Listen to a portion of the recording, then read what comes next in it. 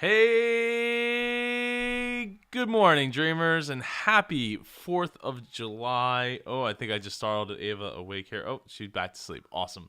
I'm your host, Joe Pardo, and of course, I'm joined by my man, Matt Borelli, who his mic was off, so I'm glad that he didn't start talking. Happy 4th, everybody. Yes, happy 4th indeed.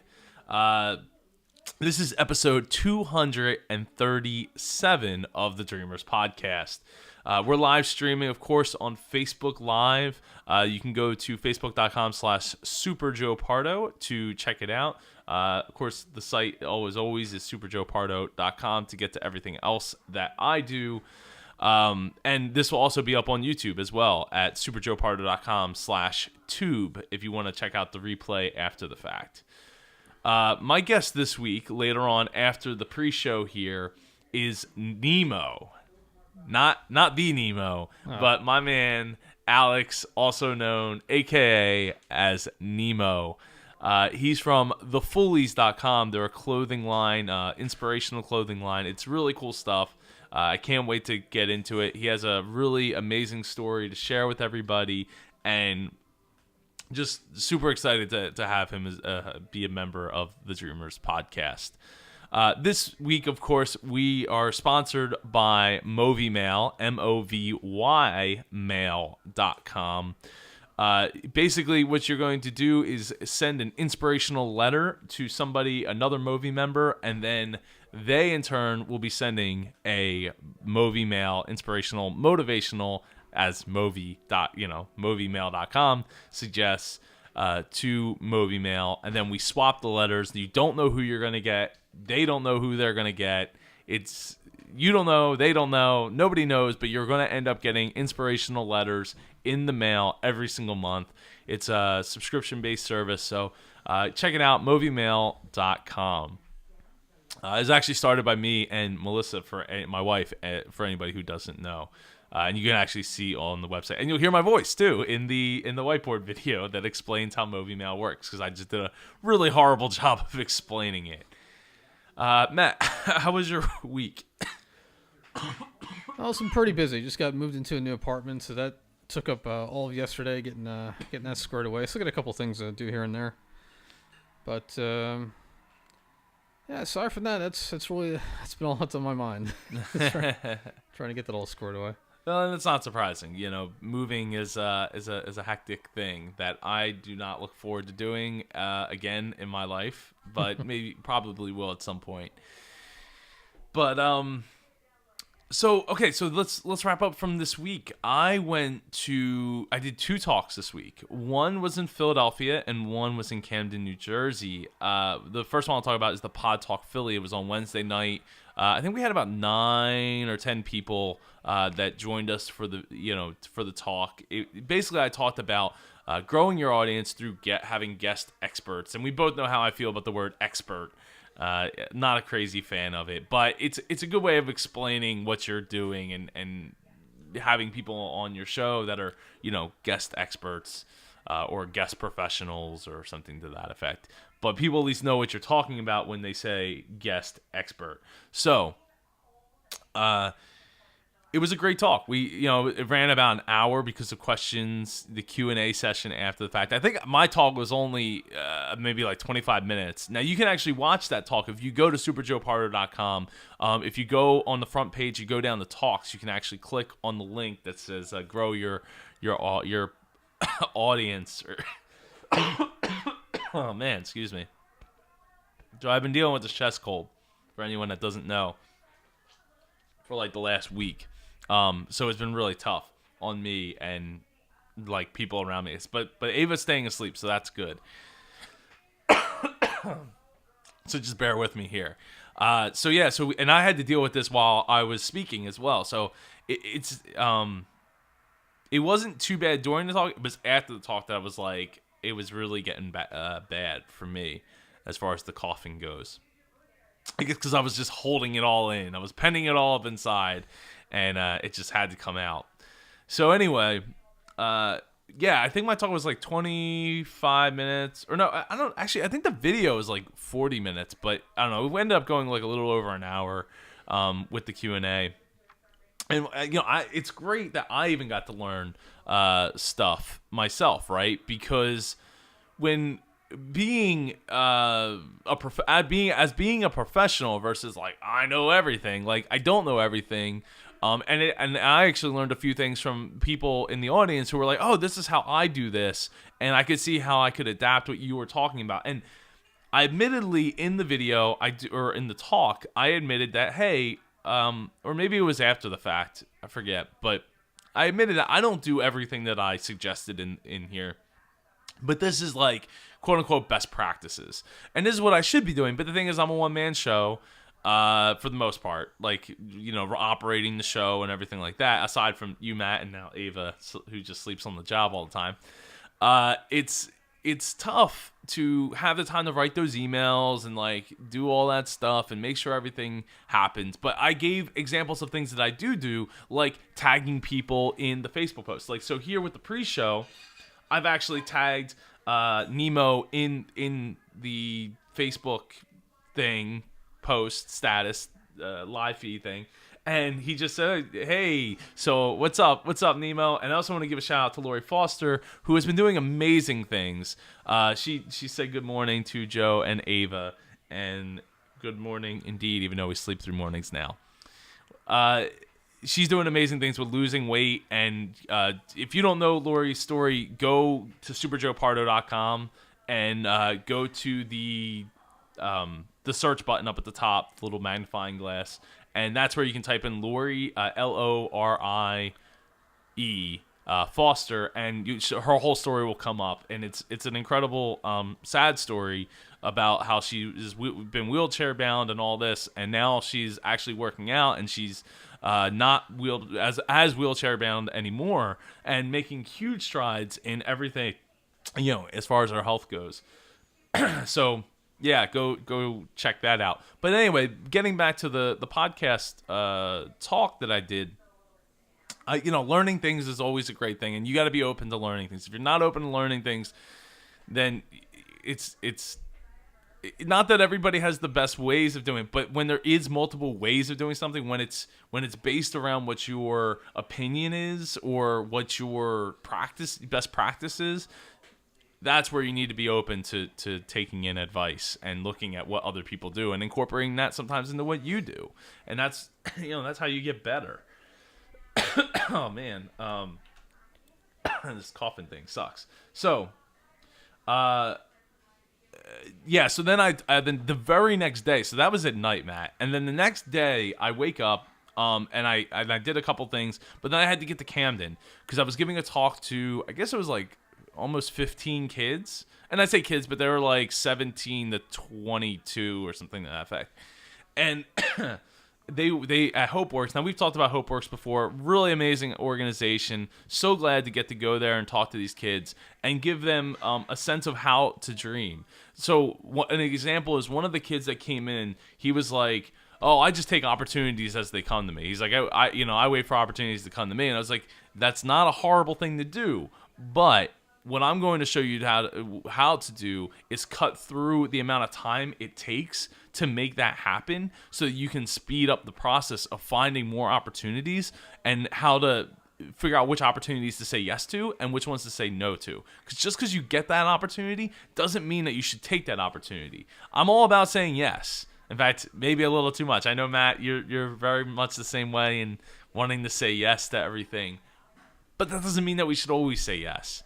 And so we have to identify the opportunities that make sense for us and make sense for the people that we're doing it for. So it's just tough to know. But that's why I have the talk, How to Dream.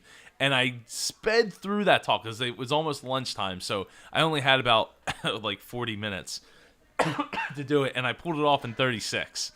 I like blew right through like everything. It was just bam, bam, bam, bam, bam, like value after value after value after value, and just and really helped them. And then Dan Roden, who is the president, CEO, something to that effect of HopeWorks, was getting an email from HopeWorks about the amazing experiences that he experienced, that the kids had through my talk before he even got back. Like, he was across town at their other office, and he was getting emails about how amazing the talk was. So really feel good about that. And even one of the kids came up to me afterwards and was like, hey, what really stuck out to me was you talked about your 80-20. And usually 80-20 is like you don't want 80% of your business to come from 20% of your clients.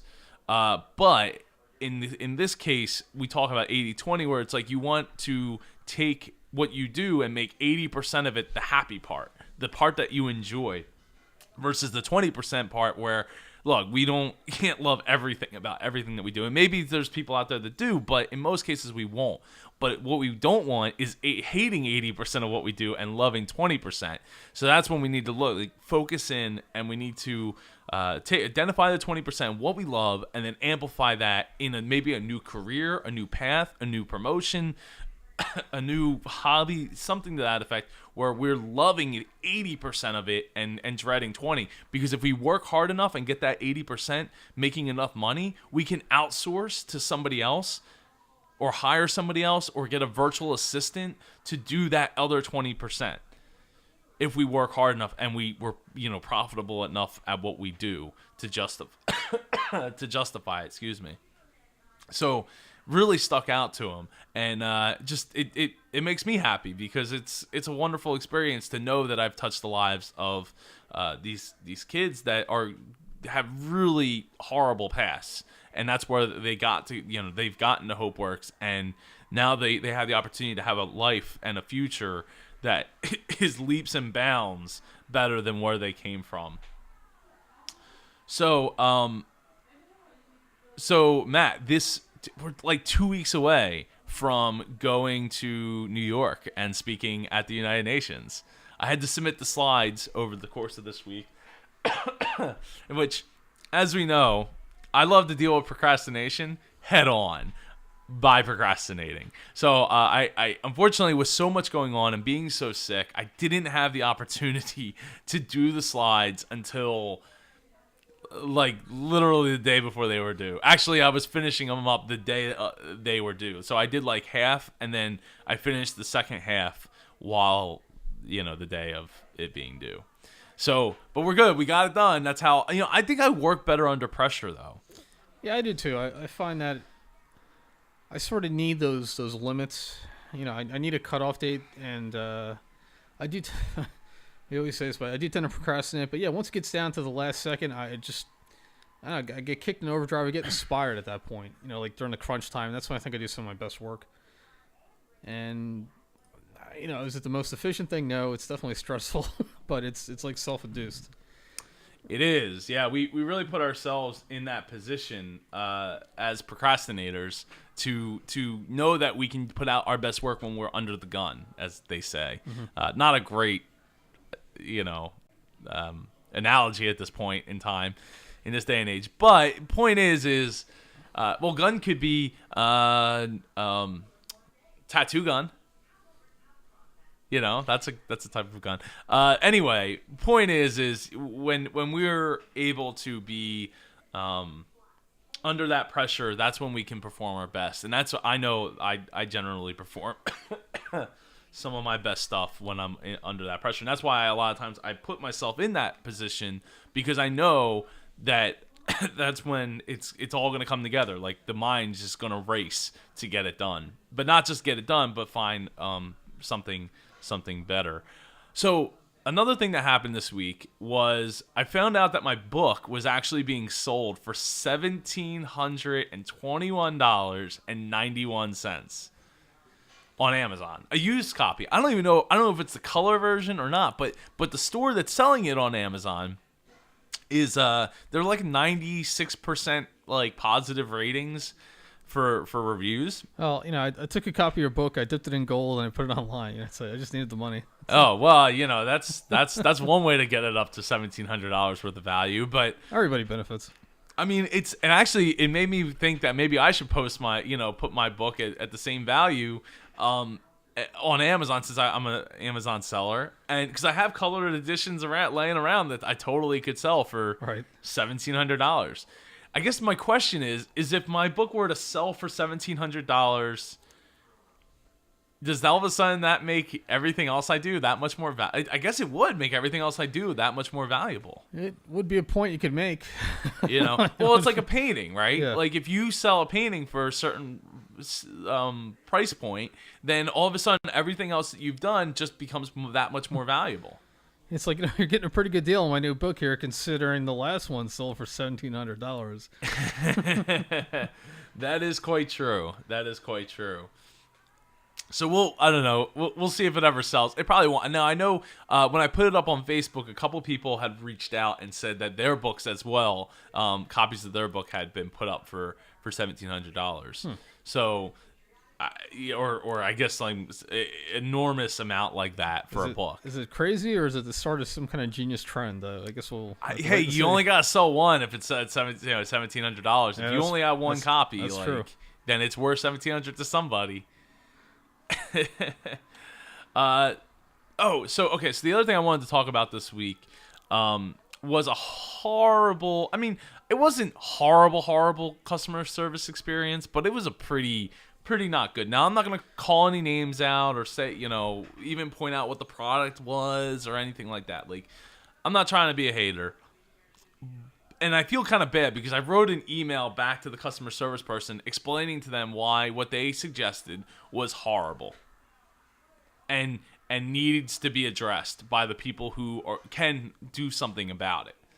Or as John Taffer would say, do something about it, and they should. They really should consider doing something about it because it was not a good experience. Now I'm going to pull up my email here so that I can read off what exactly happened here, because I actually saved it right in my inbox for just to be able to bring this up. So I had purchased something like 2 weeks ago, or at the time it was 2 weeks ago, and what it said was hey, you got a 14-day or 15-day return policy, and that's great. So 14 days had gone by, and I'm like, I'm not really seeing the value of what I bought. I could use the extra. It's like $74 or whatever it was, $70 some dollars. I was like, I could use that extra $70 for other things. We got diapers to buy. There's other things I could definitely use that money for. So I sent a request for a return or for a refund, and so I said, where's that? I've been using the service. I haven't really noticed that it. I see the value in it, but for me, it just I'm not getting the value. I know I'm not getting the value out of it. So I was like, hey, I'd like to return it. Today's the 14th day, and I don't want to run into any problems. I think what you're offering is great, but it's just not currently good enough for me because of my use case. I thought I could get more out of it, and it's just not going to work. So I said, hey, I appreciate getting a quick response to refund the money, especially since we were right up against the return date, and I didn't want any issues like, oh, well, we didn't get to the email until 15 days. Oh, well, that's happened to me before. Yeah, so I don't need any of that. It just turns into a huge, it's a battle. So then I get a reply back, I don't know, a handful of hours later, which is fine. They got back to me same day, and it said we take customer service very seriously. I'd like to introduce you to our CEO. Contact him on either Facebook or Skype. Thank you for your patience. We've had thousands of tickets, and we're working as fast as we can. So I reach out on Facebook and Skype because, again, I don't want to be past the 14 days. I don't want any, you didn't get it back. We didn't get the return done in time. So, oh, well. So I wrote back. And what I said was not great. So I sent messages to the CEO. And then, I waited maybe like 10 or 15 minutes. Didn't hear anything. So I said, I said, hi, I appreciate you getting back to me. I really do appreciate you getting back to me today. What I don't appreciate is being told that to get a refund, I need to reach out to someone else on Facebook or Skype, which I've done both. This is not cool and makes me worry that, one, about getting my refund, since it is a time-sensitive matter, and two, ever even hearing back from the person on either of those networks, especially Facebook, because with Facebook, if you send a message to somebody that you're not friends with, sometimes it goes to their other inbox, and if it goes to the other inbox, they might never see it. So that's why I sent something to Facebook and Skype. And of course I said, I know this isn't your fault. I totally understand them personally wanting to handle refunds.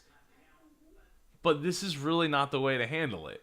I hope that this message reaches him so that he can maybe reconsider his ways in handling this, because if I was doing it, I would want to reach out to that person that wants a refund personally, not have them do it the other way around.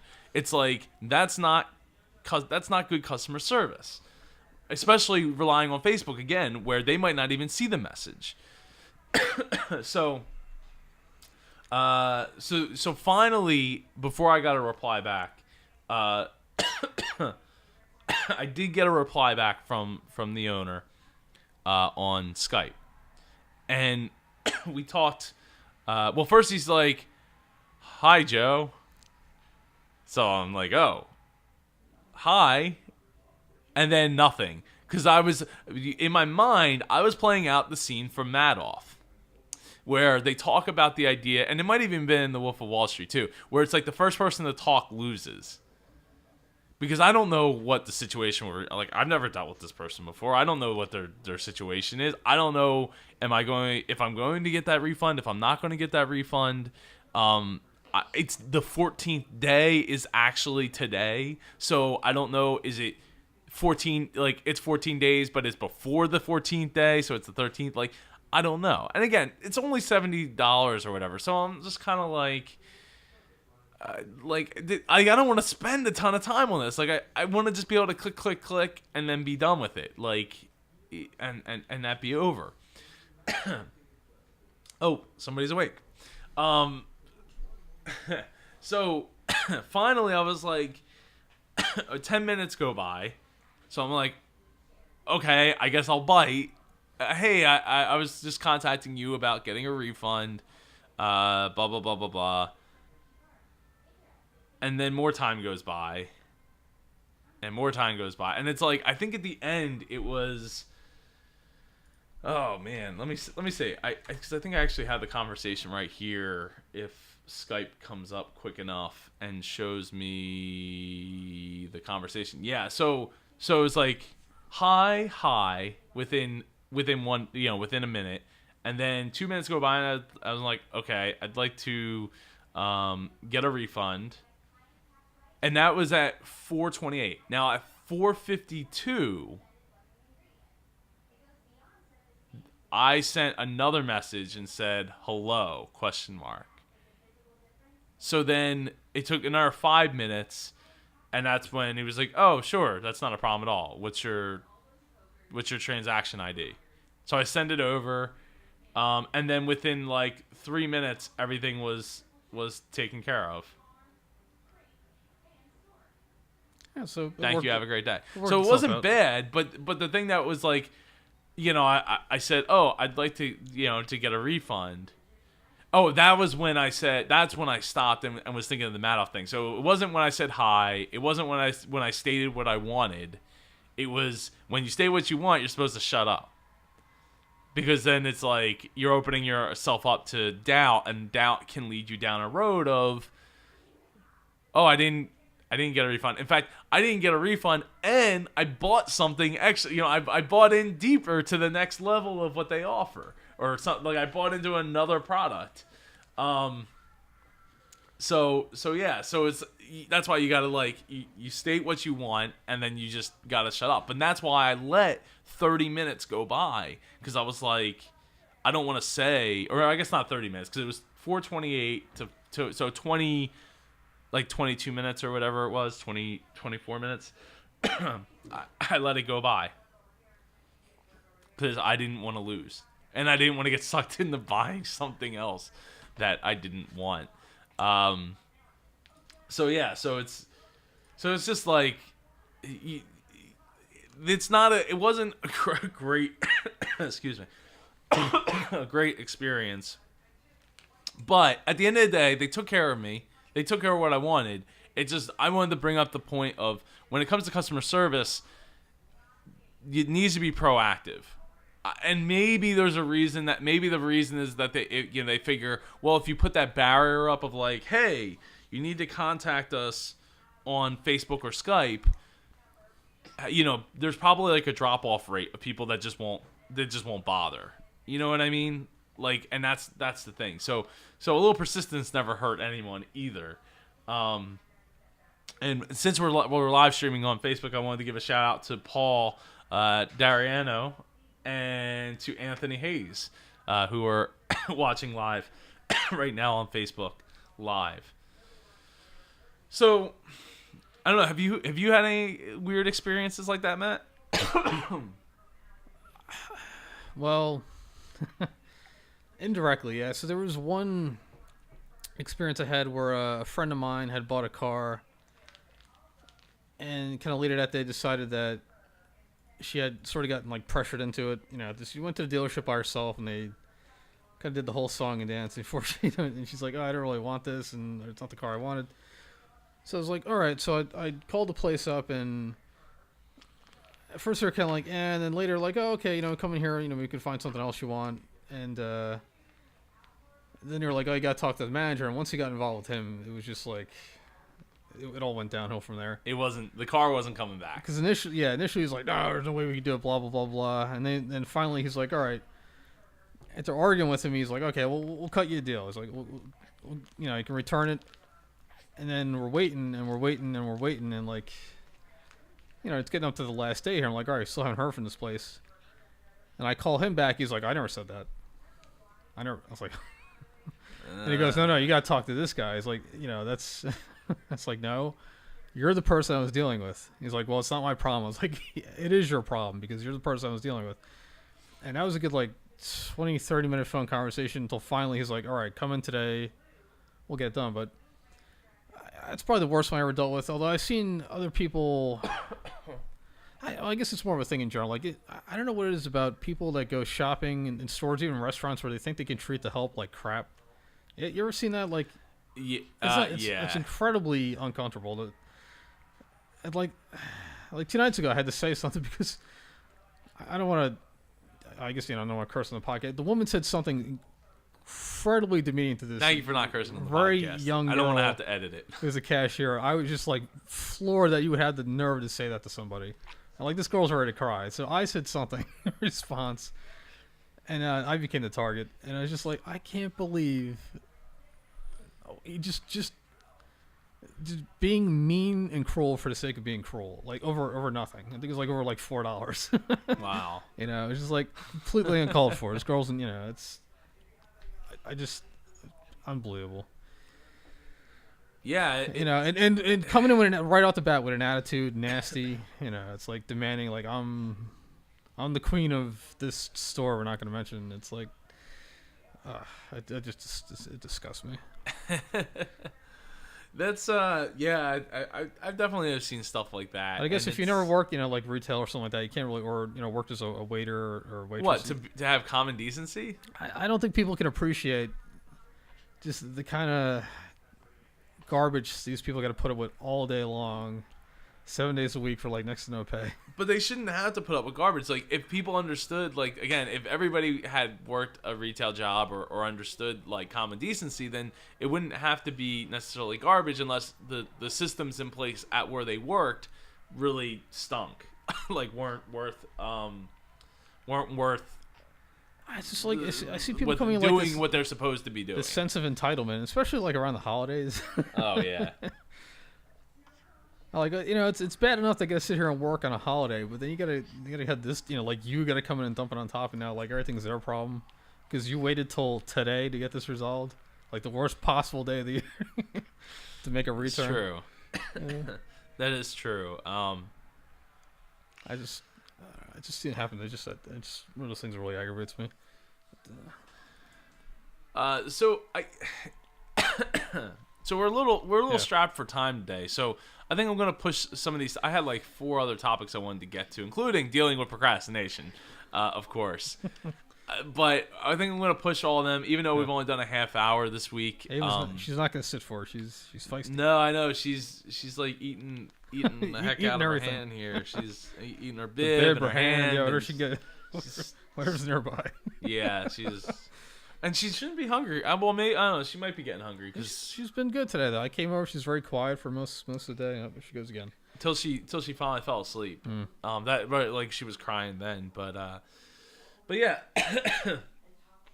So let's wrap up this week, and then we'll pick back up next week where we have 4. I already have 4 topics just to talk about next week. Oh, the other thing I wanted to mention though before we do wrap up is so I'm going to be using the month of July to start running to start doing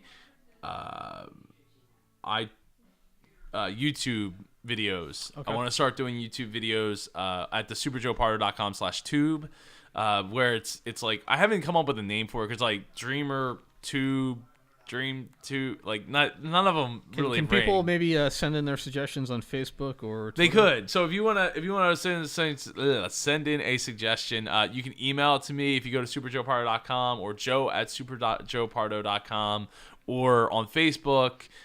You can, if you want to comment in the comments right now, I can actually see the comments live. And Joe will give will give a shout out to whoever comes up with the winning name here. The winning. Well, I don't know about a winning name, but The the official suggestions name. are appreciated Yeah. for sure.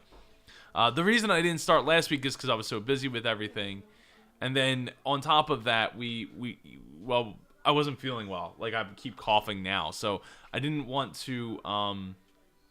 I can't have that high energy if I'm sick, where I'm coughing and all that. So, yeah, basically what I'm going to do is I'm going to take these topics that we've been talking about, and I have like a whole list of like 100 and plus topics in my Evernote that I want to run through and start shooting it to a video for YouTube with this, and then go from there. So, it's definitely exciting. Also, Matt, I forgot to turn it on. Like, I just realized that I forgot to turn on Windows 10 actually has really good talk to text integration. And I meant to turn it on. Like, I was playing around with it yesterday. We totally could have been like getting text of everything that we're saying to build a transcript. Like, Is that through super the easy. Cortana integration, or is that a separate module? No, it's separate from Cortana. It's separate from Cortana, but the idea is like then all of a sudden you take that and you throw it into the website in the show notes, and now all of a sudden you have like instant SEO, like lots of phrases and things for Google to touch and feel and be happy about. So yeah, totally misstep on my part by not having it. I wanted to enable it for today, but going forward with all of the episodes that I shoot for the Dreamers Podcast YouTube channel, I guess maybe that's what it's going to be called. Dreamers Podcast YouTube channel. Super long, not really digging it. I want to have that so that it's going to help expand the reach, my Google reach for sure.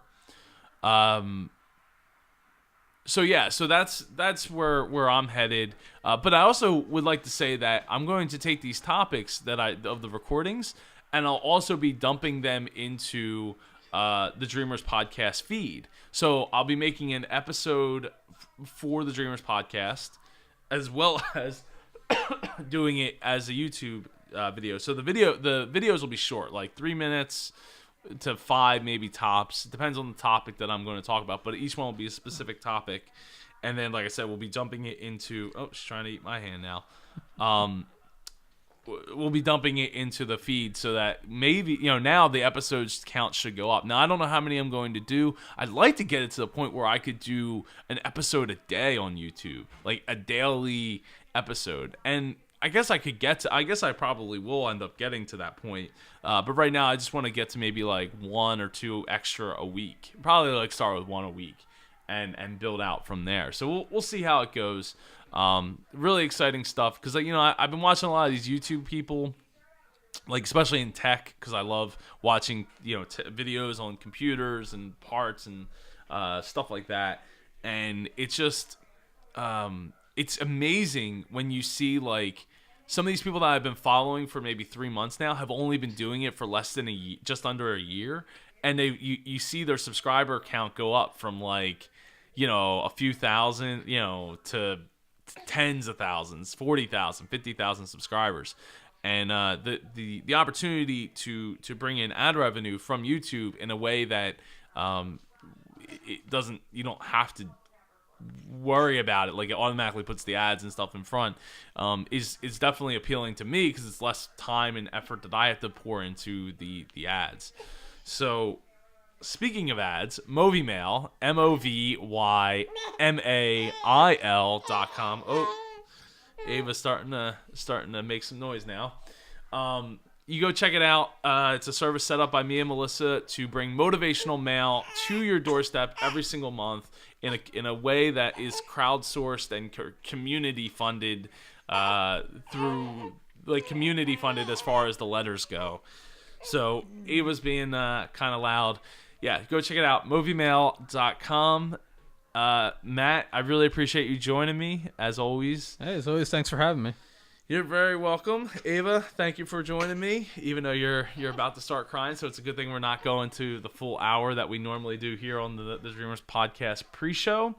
And I guess, stay tuned for After the Jump, because I got my boy Nemo coming on the show. He is thefoolies.com. It's a clothing line, and he's just a really awesome entrepreneur, really positive dude, and I can't wait for you to check out his interview with me here on the Dreamers Podcast. So stay tuned for After the Jump.